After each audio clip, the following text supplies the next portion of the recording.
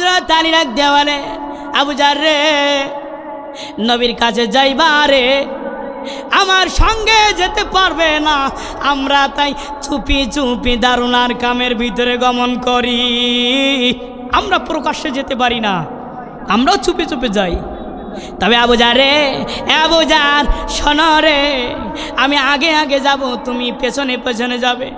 হ্যাঁ আবু জার, যাইতে যাইতে 3 রাস্তার মোড় পড়বে, ওই 3 রাস্তার মোড়ে আমি বসে একটা ঢিল হাতে লইয়া যেই রাস্তার দিকে ছুঁড়ে মারবো, ওই দিকে যাইবে, যাইতে যাইতে দারুল আরকাম পেয়ে যাবে।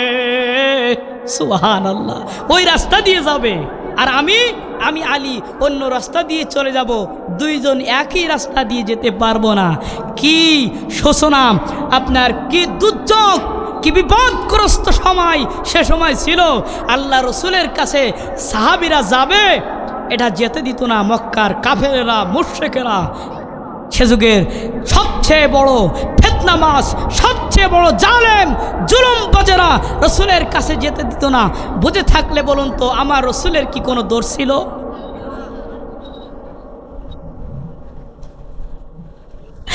আল্লাহ বলেন, সুম্মা ইসতাকামু, আল্লাহর উপর ইস্তিকামত রাখো, তাতানাজ্জালু আলাইহিমুল মালাইকা, আল্লাহর ফেরেশতা নাজিল হয়ে যাবে, আল্লাহর ফেরেশতারা বলতে থাকবে, আল্লাহ তাখাফু ওয়ালা তাহজানু, কোনো ভয় নাই, কোনো চিন্তা নাই, ওয়া আবশিরু বিল জান্নাতিল্লাতী কুনতুম তুআদুন, আল্লাহ তাআলা জান্নাত আপনাদের জন্য সুসংবাদ হিসাবে আপনাদের জন্য রেখে দিয়েছেন। বলুন তো, ইস্তিকামত রাখতে হবে কার উপরে? বলুন, আল্লাহর উপরে ইস্তিকামত, পূর্ণ ইস্তিকামত থাকা লাগবে। আস্থা আর দৃঢ় ঈমান নিয়ে থাকতে হবে। বিন্দু মাত্র এদিকে ওদিকে করলে হবে।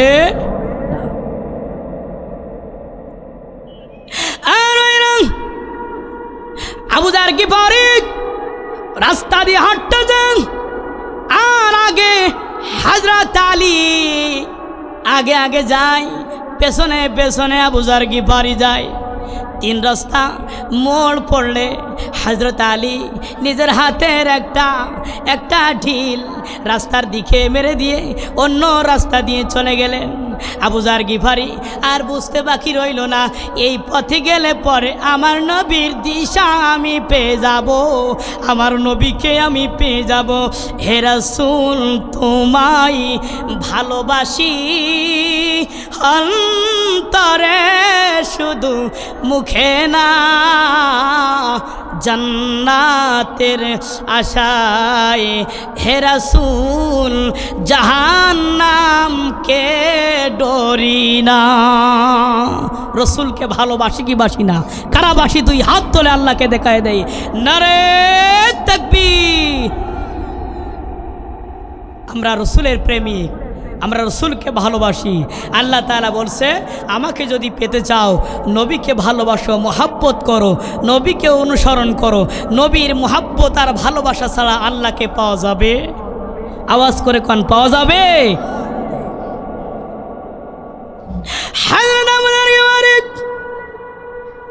ওই রাস্তা দিয়ে সামনে কিছুদূর যাওয়ার পরে দারুল আরকাম, বিশাল একটা গর্ত, বিশাল একটা ঘর।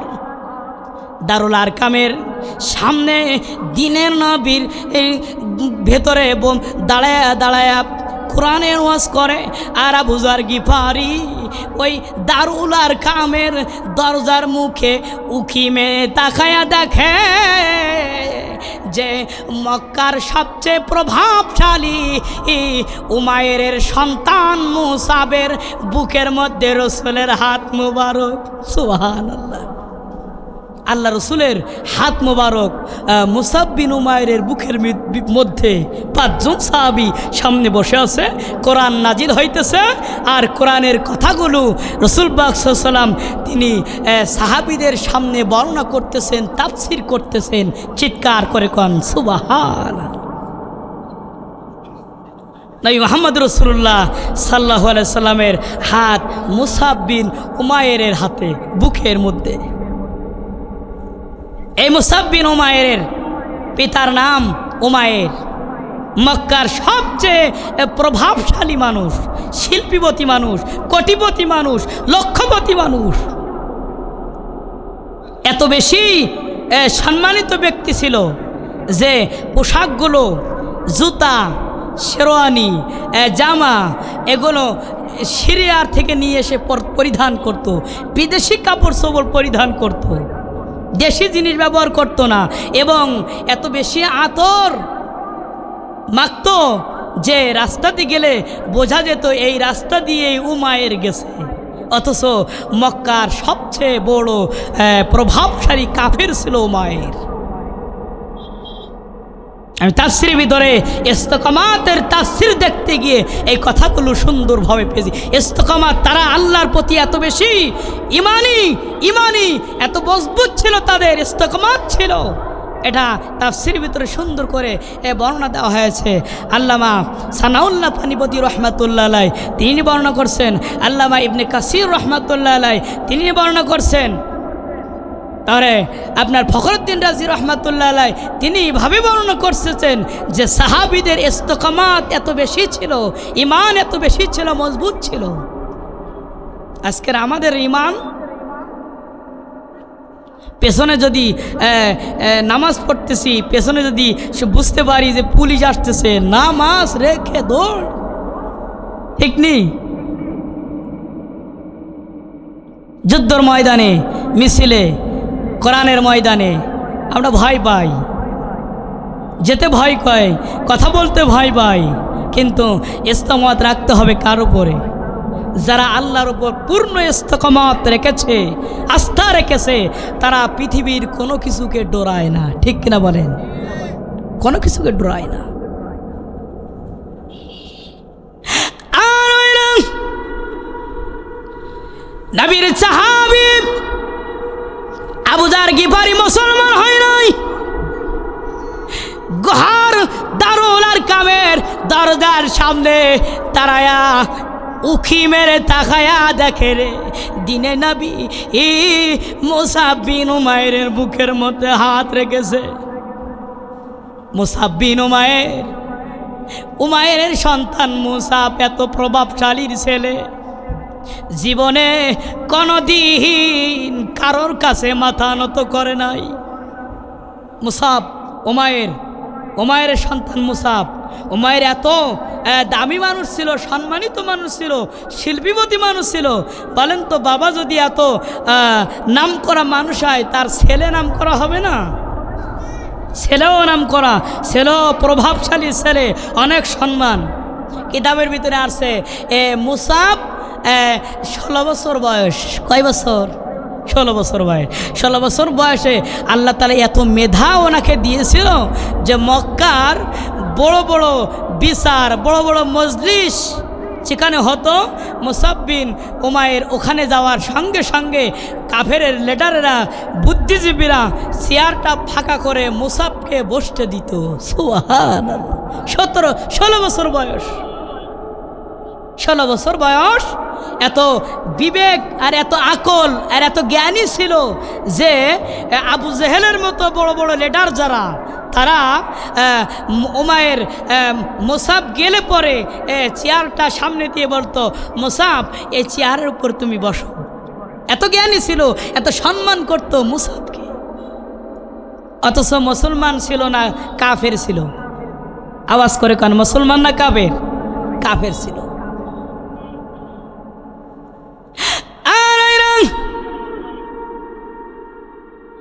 মুসাব বিন উমায়ের ধনী বংশের ছিলেন।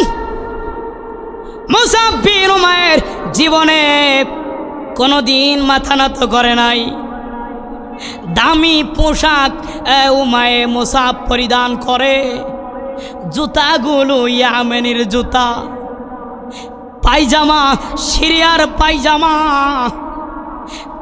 পোশাক পাঞ্জাবিগুলো সিরিয়া থেকে নিয়ে আসা। এই মুসাব বিন উমায়ের কি করে নবীর কাছে গেলেন, ভালো করে শুনুন। একদিন আবু জেহেল বলতেছে, শোনো, মুহাম্মাদের উপর নাকি কোরআন নাজিল হয়। মুহাম্মদ দিনের দাওয়াত দেয়, কোরআনের কথা বলে।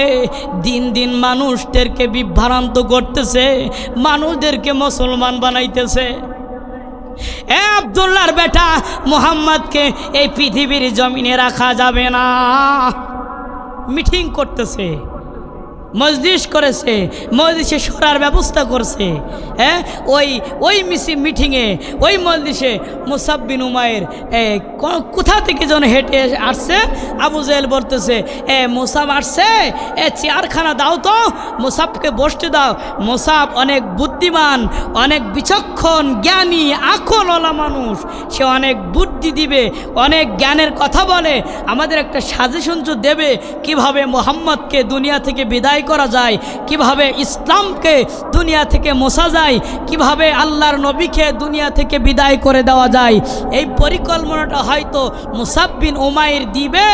মুসাব বিন উমাইরকে সুন্দর একটা চেয়ারে বসতে দাও। মুসাব বিন উমাইর সুন্দর চেয়ারে বসেছে। এমন সময় আবু জেহেল সব বৃত্তান্ত খুলে সব কিছু বলছে। মুসাব বিন উমাইর মাথাটা নিচু করে সব শুনেছে। অনেক জ্ঞানী মানুষ তো, অনেক বিচক্ষণ মানুষ, সব শুনেছে। আর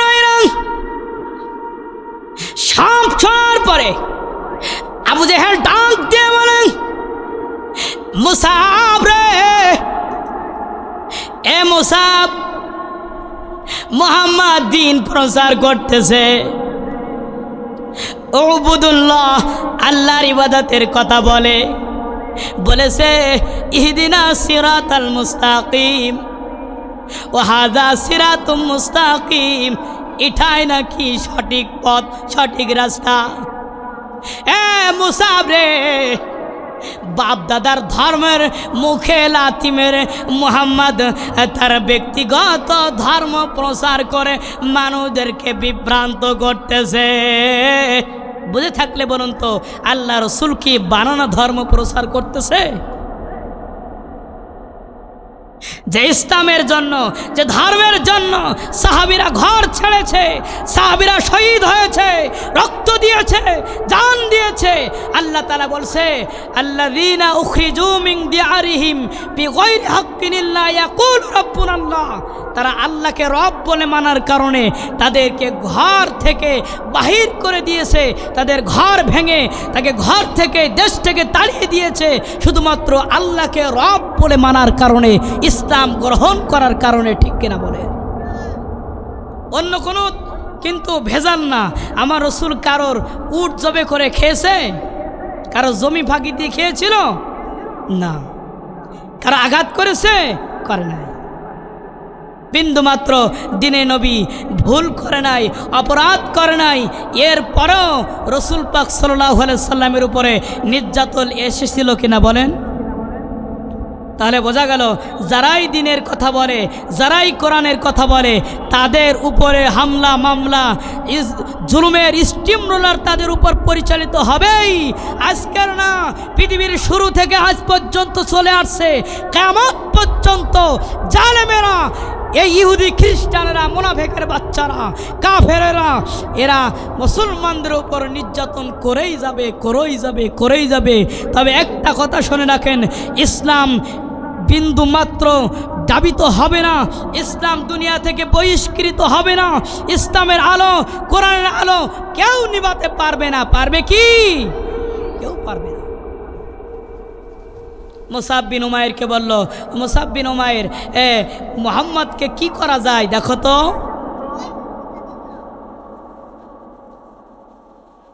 মুসাব বিন উমাইর মাথাটা নিচু করে মনে মনে চিন্তা করে, আমি তো মুহাম্মদ সাল্লাল্লাহু আলাইহি সাল্লামকে ভালোভাবে দেখি নাই, শুনি নাই, মুহাম্মাদের কাছে আমি যাই নাই, কি সাজেশন দেবো, কি বলবো?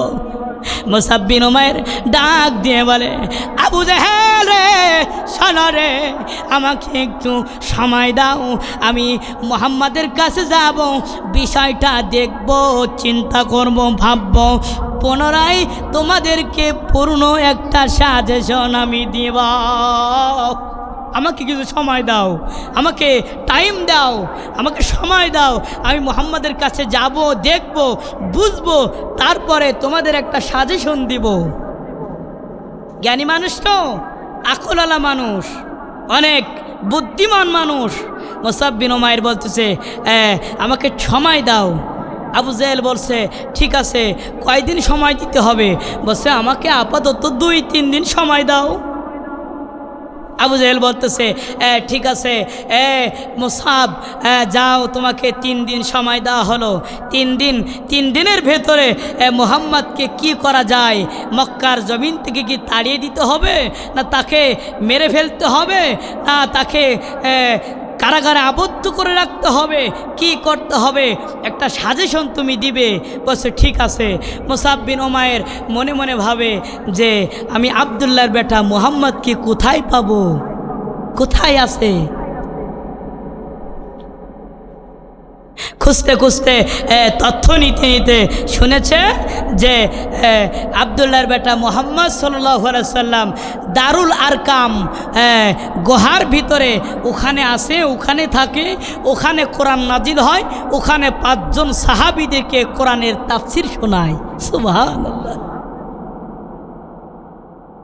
আর ভাইরা, মুসাব বিন উমাইর বলল, দিনের বেলায় আমি নবীর কাছে যাব না। যখন সূর্য অস্তমিত হলো, তখন মুসাব বিন উমাইর গুটি গুটি পায়ে দারুল আরকামের ভেতরে প্রবেশ করতে করেছে। যখন মুসাব বিন উমাইর ভেতরে প্রবেশ করবে, এমন সময় আল্লাহ রাব্বুল আলামিন জিবরাইলকে ডাক দেওয়া বলে, জিবরাইল রে, জিবরাইল, আর দেরি করো না রে জিবরাইল, যা যা দারুল আরকামের ভিতরে আমার নবীর কাছে যা। আমার নবী হাতে গোনা কয়েকজন সাহাবীর সামনে লইয়া কোরআনের কথা বলে। সুবহানাল্লাহ। জিবরাইল রে, করোনা দেরি, যাও তাড়াতাড়ি আমার নবীর কানের কাছে গিয়ে বলো, উমাইরের সন্তান মুসাব এই মুহূর্তে আপনার হুজরায় দারুল আরকামের ভিতরে প্রবেশ করবে। জিবরাইল নবীকে বলে দিবে, মুসাব বিন উমাইর কোটিপতি শিল্পীবতীর সন্তান, কিন্তু জ্ঞানী সন্তান, 16 বছর বয়স, যুবক মানুষ তোমার দরবারে আসতেছে। আমার নবীরে বলে দিবে, আমার নবী তাকে বসতে বলবে, আমার নবী যেন তার সামনে কোরআনের কিছু আয়াত সুন্দরভাবে তেলাওয়াত করে। চিৎকার করে কোন সুবহানাল্লাহ। আমার নবীর কাছে জিবরাইল এসে যখন বলছে, তখন নবী করিম সাল্লাল্লাহু আলাইহি সাল্লাম বলতেছে, এখনও কিন্তু মুসাব ভেতরে প্রবেশ করে নাই। জিবরাইল বলে দিয়েছে, রাসূল পাক সাল্লাল্লাহু আলাইহি ওয়াসাল্লাম তাকাই আছে কোন সময় প্রবেশ করে। যখনই প্রবেশ করেছে, আল্লাহ নবী মুসাবকে ইশারা করে বলছে, মুসাব ইজলিস, বসে যাও। চিৎকার করে কোন সুবহানাল্লাহ।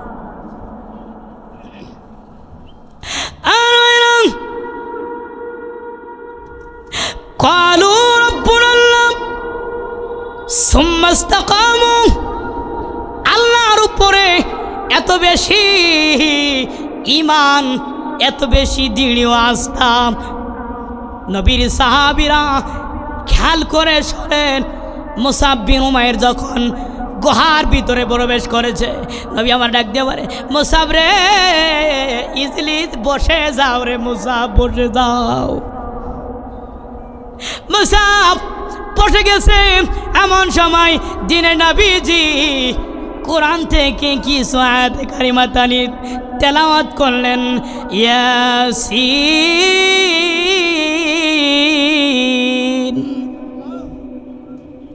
কিছু কোরআনের আয়াত তেলাওয়াত করতেছে মুহাম্মদ রাসূলুল্লাহ। বলেন তো নির্দেশ কার? আওয়াজ করে কার নির্দেশ কার? আল্লাহ। কিছু কোরআনের আয়াত তেলাওয়াত করার পরে নবী করিম সাল্লাল্লাহু আলাইহি সাল্লাম মুসাব বিন উমাইরের পাশে এসে দাঁড়ায় গেলেন। দাঁড়ায় যাওয়ার পরে আল্লাহ নবী সাল্লাল্লাহু আলাইহি সাল্লাম দিনে নবী ডান হাত খানা মুসাব বিন উমাইরের বুকের মধ্যে দিয়েছে। দেওয়ার পরে মুসাব বিন উমাইরের চোখটা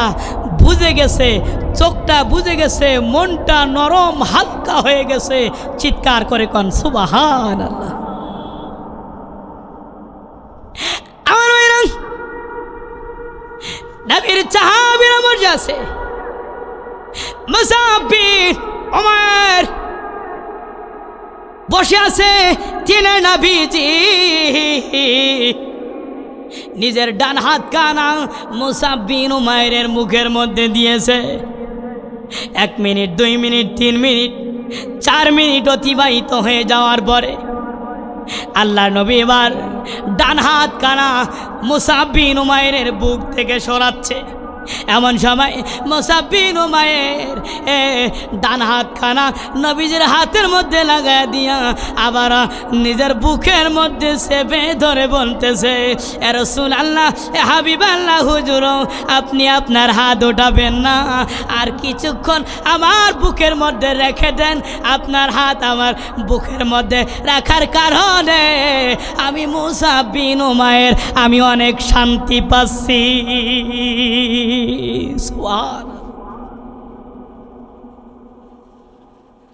বলেন তো এই শান্তি দেওয়ার মালিককে? আওয়াজ করে বলেন কে? এটা জিকির করেন লা ইলাহা। গরম পানি হবে? আপনারা পেছনে আসছেন কেন? মুরব্বী, ফাঁকা মাঠে ওয়াজ করা যায় না, বুঝলেন? একে ওয়ান্দ হুজুর না যে আন্দাজে চোখ বুঝি ওয়াজ করবে। হ্যাঁ, শ্রোতার প্রয়োজন হবে না। এ জায়গায় কিছু, ওই জায়গায় কিছু, এভাবে বসে আছেন কেন? এটা কি মাহফিলের আদব? তাহলে পিছনে আপনারা বসে আছেন কেন?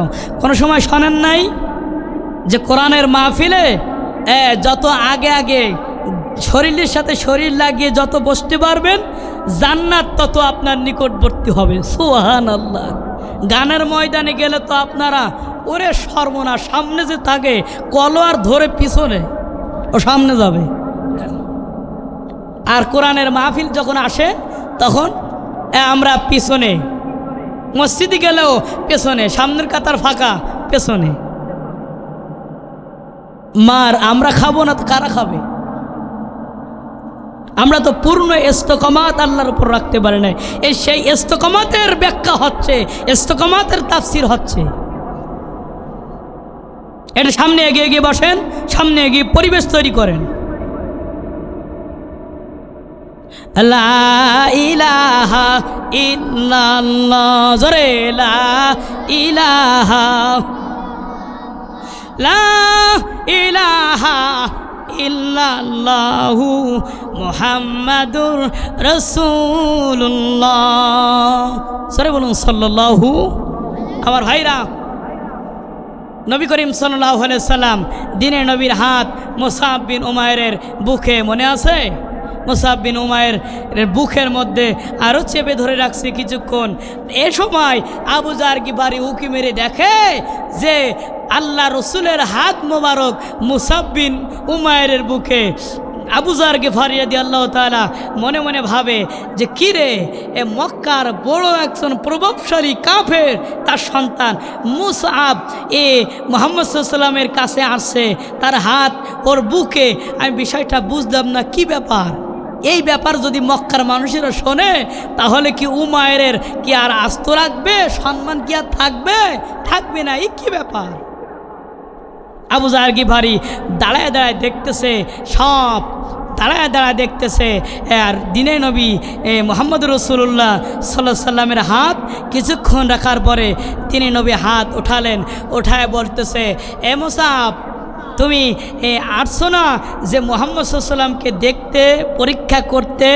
3 দিন পরে আবু জেহেলের কাছে তুমি পরামর্শ দেবে যে মুহাম্মদকে দুনিয়ায় রাখা যাবে কি যাবে না। তাকে মক্কায় রাখা যাবে কি যাবে না, বাঁচিয়ে রাখা যাবে কি যাবে না, এই সাজেশন তো তুমি দেবে। হে মুসাব, এবার তুমি বাড়ি চলে যাও, তুমি ভাবো, চিন্তা করো, গবেষণা করো, মুহাম্মদ সাল্লাল্লাহু আলাইহি ওয়াসাল্লাম পৃথিবীতে থাকবে কি থাকবে না। চিৎকার করে কোন সুবহান। আর একথা বলার পরে মুসাব বিন উমাইর ডাক দিয়ে বলে, রাসূলুল্লাহ ইয়া হাবিবাল্লাহ, হুজুর আমি আর বাড়ি যেতে চাই না, আমি আর পরীক্ষা করতে চাই না, টেনশন করতে চাই না। রাসূলুল্লাহ ইয়া হাবিবাল্লাহ, আমি আবু জাহেলকে আর সাজেশন দিতে চাই না, আমার বয়স 16 বছর, আমি এখন কলেমা পড়ে মুসলমান হতে চাই। রাসূলুল্লাহ আমাকে কলেমা পড়ায় দেন না, ইলাহা ইল্লাল্লাহু মুহাম্মাদুর রাসূলুল্লাহ। চিৎকার করে বলেন সাল্লাল্লাহু।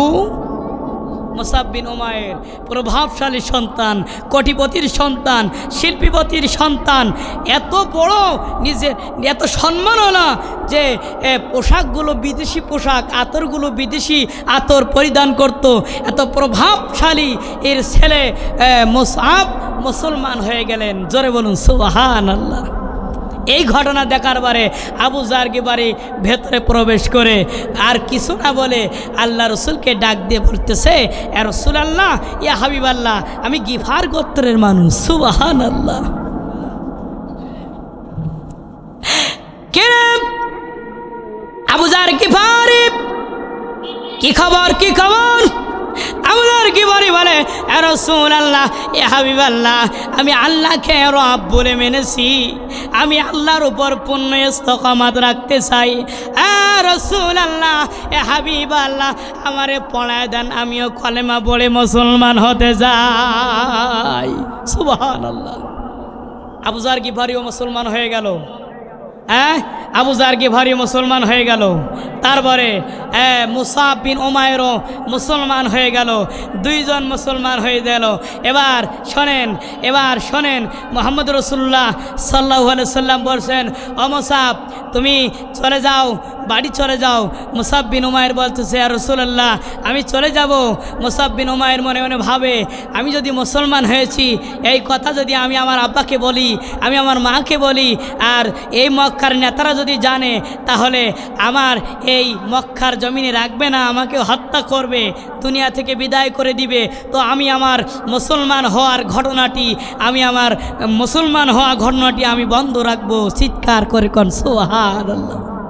বন্ধ রাখলেন। যায় আসে দারুল আরকামে যায় আসে। আর এমন সময় উসমান বিন তালহা, মক্কার একজন বড় কাফের, একদিন তাকায় দেখে মুসাব বিন উমাইর দারুল আরকামের ভেতরে প্রবেশ করতেছে। এই খবর দেখে উসমান বিন তালহা মনে মনে ভাবে, মনে হয় এই মুসাব বিন উমাইর মুসলমান হয়ে গেছে। আবু জেহেলের কাছে তো আর সাজেশন দেয় না, 3 দিন পেরিয়ে গেছে, সাজেশন আসে না, মনে হয় মুসলমান হয়ে গেছে। আস্তে আস্তে করে সব কিছু দেখে শুনে দেখে যে মুসাব বিন উমাইর মুসলমান হয়ে গেছে, কলেমা পড়েছে। উসমান বিন তালহা আর দেরি না করে দৌড়ায় গিয়ে আবু জেহেলের কাছে বলছে, নেতাজি কাম ছাড়ছে। কি কাম ছাড়ছে? বলছে মুসাব বিন উমাইর মুসলমান হয়ে গেছে। লিল্লাহে তাকবীর, নারে তাকবীর। প্রধান বক্তার আগমন, প্রধান মেহমানের আগমন, সাতক্ষীরাবাসীর পক্ষ থেকে নারে তাকবীর। আমার ভাইরা, মুসাব বিন উমাইর বুঝে ফেলেছে আবু জেহেলের কানে চলে গেছে। উসমান বিন তালহা বলতেছে মুসাব বিন উমাইর মুসলমান হয়েছে।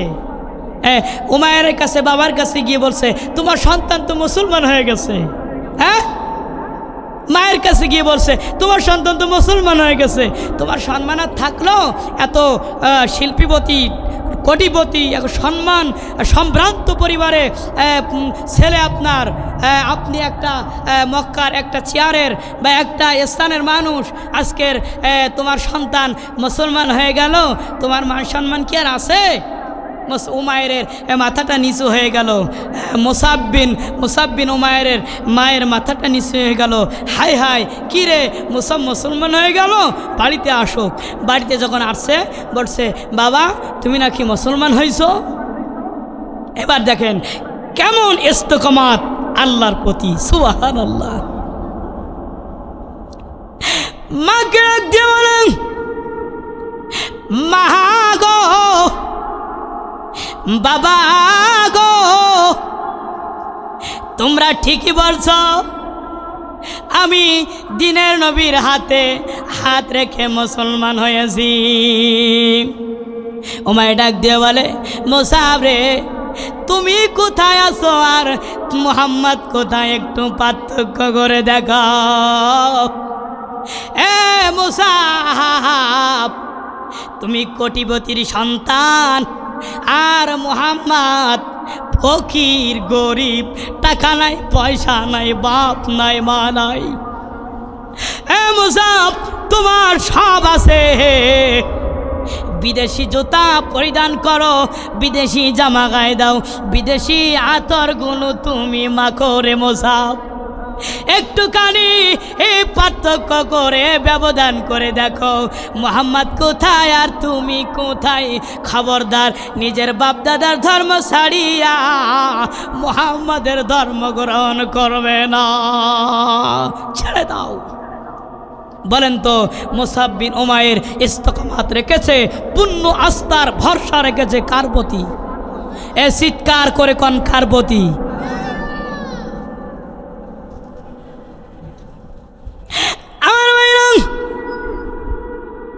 মুসাব বিন উমাইর ডাক দিয়ে বলে, মা গো, বাবা গো, আমি দিনের নবীর হাতে হাত রেখে মুসলমান হয়েছি।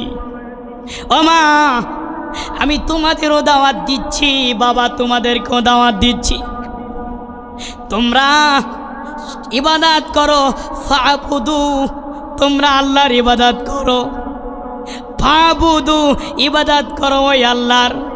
হাজা সিরাতুম মুস্তাকিম, এটাই হলো সরল পথ, সঠিক পথ।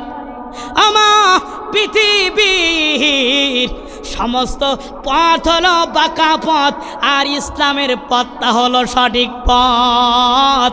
ইন্নাদ-দীনা ইনদাল্লাহিল ইসলাম, ইসলাম ধর্ম হলো আল্লাহর মনোনীত ধর্ম। চিৎকার করে কোন সুবহানাল্লাহ। পৃথিবীর সব ধর্ম বাজে ধর্ম, একমাত্র ইসলাম ধর্ম হলো আল্লাহর মনোনীত ধর্ম। চিৎকার করে কোন সুবহানাল্লাহ। মাকে বলেন, মাগো ফিরে আসো। বাবাকে বলে, বাবা গো ফিরে আসো। মা ডাক দিয়ে বলে, মুসাব রে, কার সামনে কি কথা বলতে হয় বোঝো না, ফিরে আসো। যদি ফিরে না আসো রে, তাহলে কিন্তু উপযুক্ত ব্যবস্থা নিব। মুসাব বিন উমাইর ডাক দিয়ে বলে, মা গো, বাবা গো, আমি ইসলাম ধর্ম গ্রহণ করেছি, নবীর হাতে হাত রেখে কলেমা পড়েছি। মা গো, নবীর কাছে ওহী আসে, তোমাদের কাছে তো ওহী আসে না। সুবহানাল্লাহ। মা গো, এত সুন্দর একজন মানুষ মক্কায় বসবাস করে, তোমাদের চোখে ধরে না। ও মা, আমি ইসলাম থেকে বিন্দু মাত্র সরব না। মাগো, আমি আল্লাহর প্রতি পূর্ণ ইস্তেকামাত রেখেছি, আমি ঈমান আনয়ন করেছি। মাগো, যদি আমার শরীর কেটে কেটে টুকরা টুকরা করে দাও, মুসাব বিন উমাইর আল্লাহ আর রসুলকে ভুলবে না। সুবহানাল্লাহ। আস্থা কার উপরে? এরকম আস্থা যদি আমরা রাখতে পারি, তাহলে ফাঁসির দড়ির ভয় পাবো? জালেমের চোখ রাঙানো ভয় পাবো? জালেমের কারাগার ভয় পাবো, মুনাফিকের মুনাফিকি ভয় পাবো, মুনাফিকি ভয় পাবো না, কারাগার ভয় পাবো না, ফাঁসির রশি ভয় পাবো না। কারণ মুসলমানরা ইস্তেকামত রাখে আল্লাহর উপরে। কার উপরে? আল্লাহর উপরে ইস্তেকামত রাখলে পৃথিবীর সব কিছু তার কাছে খেলনা মনে হয়, তার শখের সামনে জান্নাত অপেক্ষা করে। চিৎকার করে কোন মারহাবা। আমার ভাইরা ভালো করে খেয়াল করেন, মুসআব বিন উমাইর বলতেছে, বাবা টুকরা টুকরা গরি করে দাও। মায়ের কাছে গিয়ে বলে, মা টুকরা টুকরা যদি করে দাও, এই মুসআব বিন উমাইর দিন ছাড়বে না, নবী ছাড়বে না, আল্লাহ ছাড়বে না, কোরআন ছাড়বে না। মুসআব বিন উমাইরের আব্বা, মুসআব বিন উমাইরের আম্মা দুইজন মনে মনে ভাবে, কেমন জাদু করলো রে, এই মুসআবকে তো মুহাম্মাদের দিক থেকে ফেরানো যাবে না। কি করতে হবে?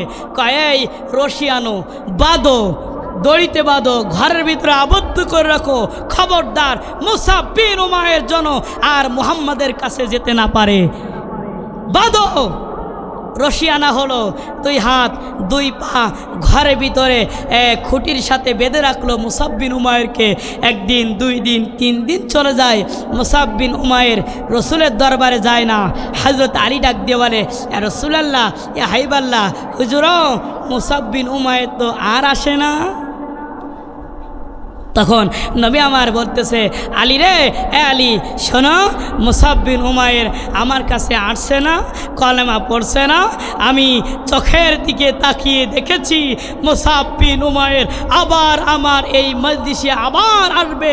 পৃথিবীর কোনো শক্তি তাকে আর বাধায় রাখতে পারবে না। সুবহানাল্লাহ। মুসআব বিন উমাইর ঘরের ভিতরে রশি দিয়ে বাঁধা, 1 মাস 2 মাস 3 মাস চলে যায়, মুসআব বিন উমাইরকে ছাড়ে না। কিরে, কোনো অপরাধ না, শুধু বলে রব্বুন আল্লাহ, আমার রব আল্লাহ। ইসলাম ধর্ম গ্রহণ করার কারণে, আল্লাহকে রব বলে মানার কারণে, নবীকে ভালোবাসার কারণে, মুসলমান হওয়ার কারণে আজ মুসআব বিন উমাইর খুঁটির সাথে 3 মাস বাঁধা। 3 মাস পরে উমাইর ডাক দিয়ে বলে, বিবি রে, মুসআব বিন উমাইর মনে হয় ফিরে আসছে 3 মাস বাঁধা, মনে হয় মুহাম্মাদের কাছে যাবে না। ওর একটু দড়ি রশিগুলো একটু ছেড়ে দিয়ে দেখা যাক, খুলে দেখা যাক, ওপেন করে দেখা যাক। খুলে দেওয়া হলো। যখনই খুলেছে, কিছুক্ষণ এদিকে ওদিকে হাঁটতেছে, ঘুরতেছে, কারণ ওর মন তো সব সময় নবীর দরবারে। শুনে রাখবেন, যে একবার নবীর হাতে হাত রেখে কলেমা পড়েছে, আল্লাহকে রব বলে মেনেছে, পৃথিবীতে যত প্রকার বাধা আসুক না কেন, কোনো বাধা তাকে আটকায় রাখতে পারবে না। আপনি করে দেখেন, আল্লাহ রসুলের প্রতি আপনার কিছু মানবে না। জেল কয়বার খাটছেন? যদি 10-12 খাটেন, এরপরেও আল্লাহর পথ আপনি ছাড়বেন না, আরো আপনার পথগুলো মজবুত হবে। সুবহানাল্লাহ। মুসআব বিন উমাইর এদিকে এদিকে ঘোরাফেরা করতেছে, হঠাৎ করে ফাঁক পেয়েছে, ঘরের পেছন দিয়ে দৌড় মেরে আল্লাহ রসুলের দরবারে চলে গেছে। চিৎকার করে সুবহানাল্লাহ। কিরে উমাইর, কিরে মুসআব, 3 মাস কোথায় ছিলে? মুসআব বিন উমাইর ডাক দিয়ে বলে, ইয়া রাসূলুল্লাহ, ইয়া হাবিবাল্লাহ, হুজুর ক্ষমা করবেন, আমার ক্ষমা করবেন, আমার জন্য দোয়া করবেন। এ রাসূলুল্লাহ, আমার নিজের আব্বা নিজের আম্মা খুঁটির সাথে 3 মাস পর্যন্ত আমাকে বেঁধে রাখছিল। এ রাসূলুল্লাহ, এ হাবিবাল্লাহ, অন্য কোনো অপরাধ আমি করি নাই, ভুল করি নাই, শুধু বলেছি এ রব্বুন আল্লাহ, আমার রব আল্লাহ, কলেমা পড়েছি, মুসলমান হয়েছি, আর পূর্ণ ইস্তেকামাত আল্লাহর উপরে রেখেছি। এই অপরাধে আমার আব্বা আমার মা আজ 3টা মাস আমার খুঁটির সাথে বেঁধে রেখেছে। আল্লাহ নবী ডাক দিয়ে বলে, মুসাব বিন উমাইর রে, শোনো রাখ রে, আল্লাহ তাআলা তোমাকে কবুল করেছে, পৃথিবীর কোনো শক্তি তোমাকে দামিয়ে রাখতে পারবে না, কেউ পারবে না। হঠাৎ করে মুসাব বিন উমাইর দেখে যে কিছু মানুষ মক্কা থেকে হিজরত করছে আবুসিনিয়ায়। আল্লাহ নবী ডাক দিয়ে বলে, মুসাব রে, তুমি কি হিজরত করবে? মুসাব বিন উমাইর বলে, এ মক্কায় আমি নিরাপদ না, এ রাসূলুল্লাহ, এ হাবিবাল্লাহ, আমার বিদায় দেন, আমি ওদের সাথে হিজরত করে আবুসিনিয়ায় চলে যাব। আবুসিনিয়ায় চলে গেলেন, কিছুদিন থাকলেন, কয়েক মাস থাকার পরে আবার মক্কায় আবার চলে আসলেন। মক্কায় চলে আসলেন, এর ভিতরে মুসাব বিন উমাইরের আব্বার মা পাগলের মতো খুঁজতেছে, কারণ মুসাব বিন উমাইরের একটি মাত্র সন্তান হলো মুসাব, দ্বিতীয় কোনো সন্তান হয় নাই। একটা ছেলে, বলেন তো, একটা ছেলে যার কত ভালোবাসা, তার কত মহব্বত করে, কত স্নেহ করে, কত মায়া তার প্রতি, পাগলের মতো খুঁজতেছে, আমার মুসাব কোথায় গেল, আমার মুসাব কোথায় গেল, আমার মুসাব কোথায় গেল। হঠাৎ করে কিছু মাস পরে যখন আবার আসছে, সংবাদ পাইছে মুসাব আবুসিনিয়ায় গিয়েছিল, আবার মক্কায় ফিরে আসছে। আবার যখন আসছে, উমায়েরের মা স্ত্রী, মানে মুসাবের আব্বা আম্মা দুইজন দৌড়ায় চলে গেছে, গিয়া মুসাবকে পাইছে, দুইজন 2 হাত ধরে বাড়িতে নিয়ে এসে বলতেছে, বাবা, ও মুসাব, আজ কতদিন হলো তোমার মুখ দেখি না, তুমি জানো না তুমি একমাত্র সন্তান আমার, কত ভালোবাসার সন্তান, তুমি কোথায় গিয়েছিলে বাবা আমাদের ছেড়ে? বাবা ফিরে আসো, তোমার বাবার লক্ষ লক্ষ কোটি কোটি টাকা, শিল্পীপতি, মান সম্মানওয়ালা মানুষ, তুমি যদি মুসলমান হও তোমার বাবার মান সম্মান থাকে? ফিরে আসো বাবা, মুহাম্মাদের কাছে কিছু পাইবা না, ওর কাছে কিছুই নাই। মুসাব বিন উমাইর বলতেছে, মা, বাবা, আমি বলেছি না আমি মুহাম্মদ সাল্লাল্লাহু আলাইহি ওয়াসাল্লামের কদম ছাড়ব না, মুহাম্মদ সাল্লাল্লাহু আলাইহি ওয়াসাল্লামের কদমে যে এত মজা, পৃথিবীর অন্য কোনো কদমে এত মজা নাই। চিৎকার করে কোন সুবহান। আব্বা আম্মা, তোমরাও মুসলমান হও, নবীর কদমে যাও, দেখবে মজা পাইবে। মানুষের বানানো মূর্তির কেন পূজা করবে, কেন ইলাহা বলে মানবে, রব বলে মানবে? রব তো একজন, তিনি কে? আব্বা ফিরে আসো, আম্মা ফিরে আসো, নবীর কদমে চলো। মা দিয়ে বলেন, মুসাবকে কথা বললে 3 মাস বেঁধে রাখছিলাম, এখনো ফেরো নাই, এই কয়েক মাস দূরে চলে গেলে এরপরও বুঝ তৈরি হলো না। মুসাব বিন উমাইর, আবার বলছি আমি তোমার জনম দুঃখিনী মা, 10 মাস 10 দিন এই পেটের ভিতরে তোমার রাখছি। মুসাব রে, মায়ের কথা শোন, মায়ের কথা শুনে ফিরে আয়। বাবা ডাক দিয়ে বলে, মুসাব রে ফিরে আয় বাবা, ফিরে আয়। মুসাব ডাক দিয়ে বলে, আব্বা গো, মা গো, একই কথা কয়বার বলবো গো মা, আব্বা আব্বা গো, মা গো, আমি আমার জীবন চলে যাবে, আমি আমার নবীর কদম ছাড়তে পারবো না। কারা কারা নবীকে আমরা ভালোবাসি?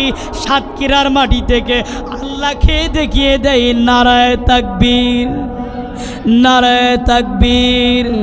আল কোরআনের আলো, রসুলের দুশ্মনেরা, রসুলের দুশ্মনেরা, নারায়ে তাকবীর। আমরা রসুলকে ভালোবাসি কি বাসি না? যদি রসুলের বিরুদ্ধে কেউ ব্যঙ্গ করে, যদি রসুলের বিরুদ্ধে কুরুক্তি করে, রসুলকে নিয়ে বাজে মন্তব্য করে, রসুলকে নিয়ে বাজে কথা বলে, আমরা কি ঘরে বসে থাকবো? মাঠে ময়দানে গিয়ে দেহের তাজা রক্ত যদি দিতে হয় এরপরেও দিব, তারপরেও মুনাফিকের বাচ্চাদের ছাড় দিব না। কারণ আমরা কাকে ভালোবাসি? আল্লাহকে আর আল্লাহ রসুলকে, আর আল্লাহর উপরে পূর্ণ ইস্তেকামাত আছে আমাদের। মুসাব বলতেছে, আব্বা আম্মা, আমি নবীর কদম ছাড়বো না। এবার শোনেন কেমন ইস্তেকামাত ছিল তাদের। আর এগোদা বলতে বলতে উমাইর ডাক দিয়ে বলে, বাবা ডাক দিয়ে বলে, মুসাব রে, যদি মুহাম্মাদের কদম না ছাড়ো তাহলে সকান বের হয়ে যাও, বের হয়ে যাও। মা ডাক দিয়ে বলে, মুসাব রে, বাড়ি ছাড়তে হবে রে, সম্পদ পাবে না, টাকা পয়সা পাবে না, অর্থ সম্পদ পাবে না, অধিকার পাবে না। মুসাব রে, যা রে যা, মুহাম্মাদের কাছে চলে যা, জীবনে কোনদিন যেন আর তোকে না দেখি। মুসাব ডাক দিয়ে বলে, আব্বা গো, মা গো, এত সুন্দর একটা কথা আজকের বলেছ, ও মা, ও বাবা, এই কথা যদি এখান থেকে 3 মাস 4 মাস আগে বলতে, মা বাবা, আমি মুসাব বিন উমাইর, আমি আরো বেশি নবীর কদমে থাকতে পারতাম। সুবহানাল্লাহ, আরো বেশি থাকতে পারতাম। আব্বা আম্মা, এই কথা আগে বলুনি কেন? আর মুসাব বিন উমাইর এবার চলে আসতেছে বাড়ি ছেড়ে, মা ছেড়ে, বাবা ছেড়ে। একটি কেমন ইস্তেকামাত চিন্তা ভাবনা করেন। আজ অনেক মুসলমান আছে, অনেক মুসলমান আছে, অনেক কলমে পড়া মুসলমান আছে, একবার যদি কারাগারে যায়, কারাগার থেকে ফিরে এসে আর ইসলামী আন্দোলন করে না, আছে না? ইসলামী সংগঠন করে না, ইসলামের কথা বলে না, ইসলামের পক্ষে থাকে না, নরমাল হয়ে যায়, গোপনে গোপনে চালায়। কিন্তু টাকা দেখেন, কোটি কোটি সম্পদ, কোটি কোটি লক্ষ লক্ষ সম্পদ, শিল্পপতি বাবাকে ছাড়িয়া, মাকে ছাড়িয়া মুসাব বিন উমাইর নিজের বাড়ি ছেড়ে চলে যাচ্ছেন, মুহাম্মাদের কদমে চলে যাচ্ছেন, বাড়ি থেকে বের হচ্ছে। এমন সময় মা ডাক দিয়ে বলে, মুসাব স্টপ, দাঁড়াও। পিছন দিক পেরে বলতেছে, আম্মা কি বলতেছেন বলেন? বলতেছে, মুসাব তুমি তো মুহাম্মাদের কাছে যাচ্ছ। হে মুসাব, তুমি মুহাম্মাদের কাছে যাইবে তো বিদেশি সিরিয়ার নতুন নতুন দামি জামাগুলো নিয়ে যাইবে, জামা নিয়ে যেতে দেব না। এ মুসাব, জামা খুলে রেখে যাও, এই নতুন এই দামি জামা রেখে দিয়ে তুই মুহাম্মাদের কদমে যেতে পারবে না।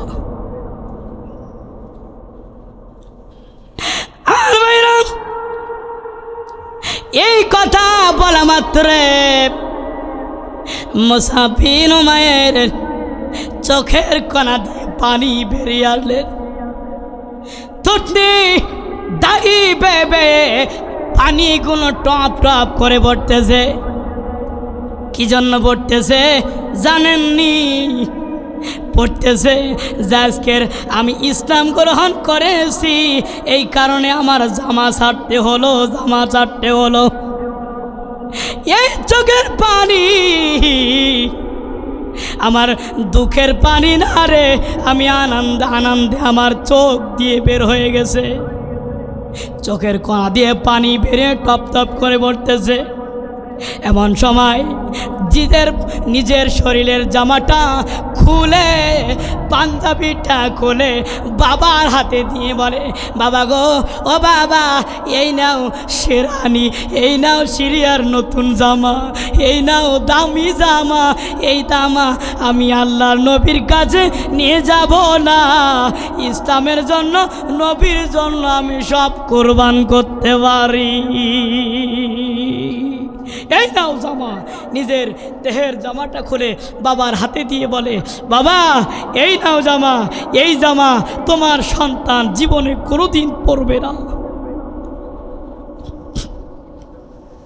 এমন সময় মা ডাক দিয়ে বলে, উমাইর রে, মুসাব রে, দামি জুতা পায়ে দিয়ে কোথায় যাও? জামাটা যেমনি ভাবে খুলছ রে, তেমনি ভাবে জুতাটা খুলে রেখে যাও। মুসাব বিন উমাইর নিজের পায়ের জুতাখানা খুলে মায়ের কাছে দিলেন, সব জামাটা খুললেন, জুতাটা খুললেন, শেষ পর্যন্ত নিজের পরনের প্যান্টটাও খুলে মায়ের হাতে দিয়ে উলঙ্গ অবস্থায় মুসাব বিন উমাইর দাঁড়ায় আছে। বলেন তো মুসাব বিন উমাইর কার পাগল? আওয়াজ করে কোন কার? আল্লাহর পাগল, পূর্ণ ইস্তেকামাত আল্লাহর উপর। দেখেন জামা খুলেছে, প্যান্ট খুলেছে, জুতা খুলেছে, উলঙ্গ অবস্থায় মায়ের সামনে দাঁড়ায় আছে উলঙ্গ অবস্থায়। এমন সময় মা ডাক দিয়ে বলছে, এই কেউ কি আসো? জীর্ণ শীর্ণ এক টুকরা কাপড় মুসাবকে দাও, যেন লজ্জাস্থান ঢিকতে পারে। কিতাবের ভিতরে আসছে যে অন্য বর্ণনা আসছে একটা সোয়াট দিছে, অন্য বর্ণনা আসছে যে তালি দেওয়া এক টুকরো কাপড় দিছে, যে কাপড়টা ভালোভাবে ইজ্জত ভালোভাবে ঢেকে না, হাঁটু পর্যন্ত ঢিকতেছে না, এমন একটা পোশাক দিয়েছে। বাড়ি থেকে বের হয়ে মুসাব বিন উমাইর দেরি করলো না, এত জোরে একটা দৌড় মারছে, একটা দৌড়ায়া দারুল আরকামে পৌঁছায় গেছে। চিৎকার করে কোন সুবহানাল্লাহ।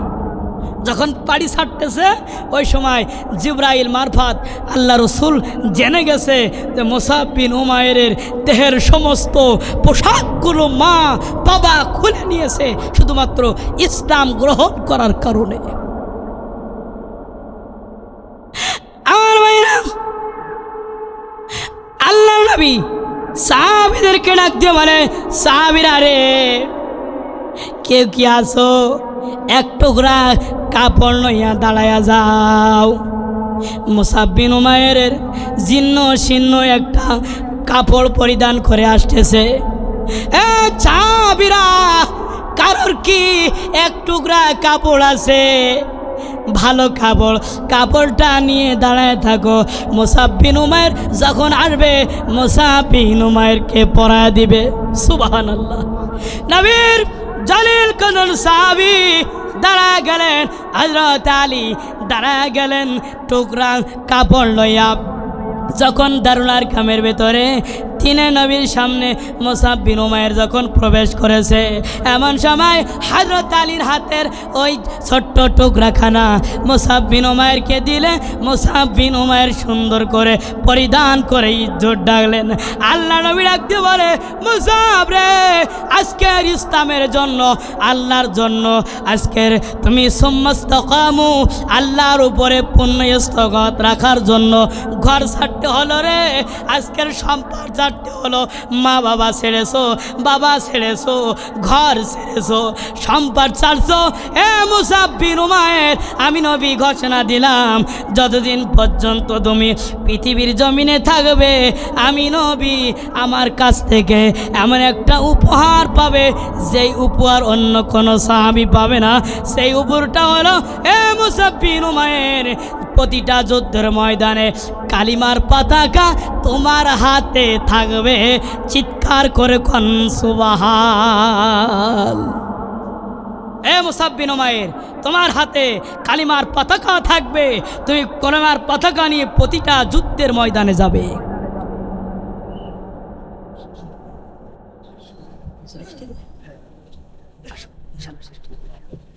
আমার ভাইরা, তাহলে ইস্তেকামত কার উপরে? আল্লাহর উপরে রাখতে পারবেন তো? পারবো তো? হ্যাঁ, পূর্ণ কেমন শোনেন। আল্লাহ, তুমি তো রব, তোমার আল্লাহ বলে মানি। কালু রব্বুন আল্লাহ, রব বলে মানি, কিন্তু নামাজের সময় নেই, 5 ওয়াক্ত নামাজ পড়ি না, যাকাতের বেলায় নেই। তাহলে ইস্তেকামত হলো? ইস্তেকামত মানে কি? এ টু জেড সব কিছু সুন্দরভাবে মানা। চিৎকার করে কোন সুবহানাল্লাহ। আর ভাইরা, আবু যার গিফারি রাদিয়াল্লাহু তাআলা, নবী করিম সাল্লাল্লাহু আলাইহি সাল্লাম বলছিলেন, ওই মজলিসের ভিতরে কেউ যদি সূরা ইখলাস পাঠ করে, কি পাঠ করে? সূরা ইখলাস যদি একবার পাঠ করে, তাহলে 10 পারা কোরআন পড়লে যে সওয়াব হয়, তার আমল নামায় আল্লাহ তাআলা 10 পারা কোরআন পড়ার সওয়াব তার আমল নামায় দিয়ে দেয়। সুবহানাল্লাহ। ওই মজলিসে নবী আমার বললেন, নবী বলার পরে নবী করিম সাল্লাল্লাহু আলাইহি ওয়াসাল্লাম এই কথা বলার পরে আবু যার গিফারি রাদিয়াল্লাহু তাআলা এত বেশি মেনেছিল, এত বেশি ইস্তেকামত রেখেছিল নবীর ওই কথার প্রতি, বলেছিল যে মনে মনে বলেছিল, আমি সূরা ইখলাস আমি এত বেশি পাঠ করব যেন আমার এই পড়ায় প্রচুর সওয়াব আমলনামায় হয় এবং আল্লাহ খুশি হয়ে যায়। চিৎকার করে কর সুবহানাল্লাহ। আমার ভাইরা, তাফসিরের ভিতরে আসছে, সূরা ইখলাসের তাফসিরের ভিতরে আসছে, একদিন জিবরাইল সালাতু ওয়াস সালাম নবীর কাছে আসছেন। আসার পরে নবীর সাথে কথা বলতেছে, হঠাৎ করে রাস্তা দিয়ে হেঁটে যাচ্ছে, আপনার রুমাল মাথায় দেওয়া ঝোলানো মহিলাদের মতো পর্দা করে যাচ্ছে হেঁটে হেঁটে। এমন সময় নবীকে জিবরাইল বলতেছে, ইয়া রাসূলুল্লাহ, ইয়া হাবিবাল্লাহ, হুজুর ওই যে রাস্তা দিয়ে হেঁটে হেঁটে যাচ্ছে, ও আপনার সাহাবী আবু যার গিফারি না? সুবহানাল্লাহ বলেন। সূরা ইখলাসের তাফসীরের ভিতরে আসছে। আমার ভাইরা, সময় সংক্ষেপ, প্রধান মেহমান আসতেছে, আমি সংক্ষেপে আমি শেষ করে দিচ্ছি ইনশাল্লাহ। তখন নবী আমার ডাক দিয়ে বলে, আবু যার গিফারি, আবু যার গিফারি, তুমি কি আল্লাহ নবী বলতেছে, জিবরাইল তুমি আবু যার গিফারিকে কি চেনো? আমার সাহাবীকে কি তুমি চেনো? নাম জানলে কেমনে? এবার জিবরাইল সাল্লাল্লাহু আলাইহি ওয়াসাল্লাম কি বলতে শোনেন।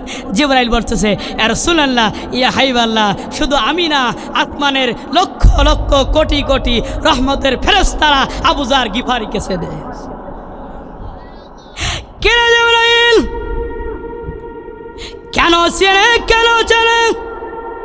জিবরাইল বলেন, ইয়া রাসূলুল্লাহ, ইয়া হাবিবাল্লাহ, হুজুর আবু যার গিফারি 2টা আমল করে, 2টা আমল করে। কয়টা? 2টা আমল করে। 2টা আমলের বিনিময়ে আসমানের লক্ষ লক্ষ কোটি কোটি ফেরেশতারা আবু যার গিফারিকে ভালো করেছেন। সুবহানাল্লাহ। আমার নবী ডাক দিয়ে বলে, জিবরাইল রে, কি কারণ রে আমি জানতে চাই। জিবরাইল বলেন, রাসূলুল্লাহ, ইয়া হাবিবাল্লাহ, হুজুর আপনার যত সাহাবী আছে সমস্ত সাহাবীর চাইতে আপনার আবু যার গিফারি সূরা ইখলাস কুলু সূরা এত বেশি পরিমাণ তেলাওয়াত করেছে, এত বেশি পরিমাণ পড়েছে, অন্য সাহাবীরা এত বেশি পরিমাণ তেলাওয়াত করে নাই। এই জন্য আল্লাহ রহমতের ফেরেশতারা আবু যার গিফারিকে ভালো করেছেন। সুবহানাল্লাহ। দ্বিতীয় নম্বর কারণ হলো, জিবরাইল বলেন, ইয়া রাসূলুল্লাহ, ইয়া হাবিবাল্লাহ, হুজুর দ্বিতীয় নম্বর কারণ হলো আবু যার গিফারি সব সময় নিজেকে ছোট মনে করে। সুবহানাল্লাহ। কি মনে করে? ছোটকে মনে করে। অনেকে আছে না, এই আমার চিনিস, আমি কে? আমার বাপ চেয়ারম্যান, আমার বাপ মেম্বার, এই অমুক লেটারের ছেলে আমি, চেনো?